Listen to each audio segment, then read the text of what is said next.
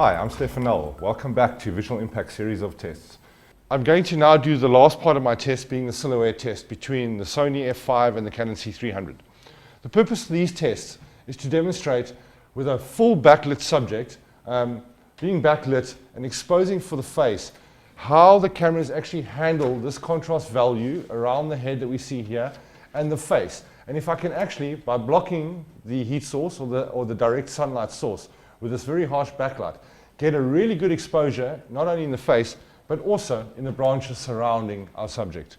Okay, this test for me is really a good indicator, once again, not only of the latitude, but of the bottom end latitude of a camera. In other words, the underexposed range, as we are seeing here around Chris's face.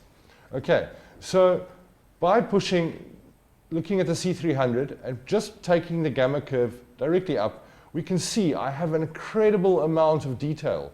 Even though I'm starting to overexpose, as you can see here, around our subject, I still have full detail in his face. This is giving me a lot of latitude to work with. Once again, underexposing if I want to go, or putting my gamma curve down. If I wanted this exposure on the branches and a real full silhouette, I can do that quite effectively before I start seeing artifacts. Once again, I've spoken about artifacts. We're just going to magnify in on them. And you can see the artifacts that I'm talking about starting to appear here. Bringing it up, getting very nice and clean, just seeing my normal sensor pattern. And I'm starting to see detail in the subject being Chris's face. Really good latitude range. Now this is one of the best tests that you can get for a latitude test on a camera. As we can see, the Canon C300 holds up remarkably well in this test. I really like what I'm seeing here. Okay, let's move across to the Sony F5 in the same kind of test.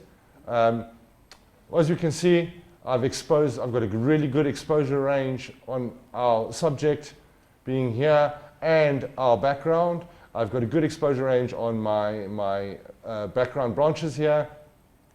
Same thing, pushing it up, pushing it down. I have a lot of latitude to work with.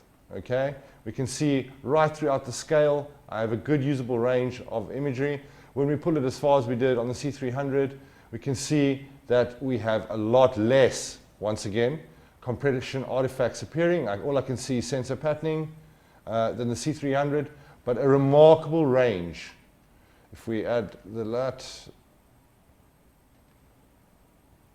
and go back to our curves, you can see the amount of detail that I have in this image, once again. Also, you'll see when I overexpose that I'm not falling apart on the edging. A little bit of what's called aliasing happening here on the edging of him, because of the contrast ratio. But what you can see is that it holds up really, really, really well. Okay, so in the conclusion between these two tests, specifically these tests, between the Sony F5 and the Canon C300, you can see that both cameras have a really good latitude range, as we would expect from modern sensors. But once again, the Sony F5 does hold up that much better than a C300.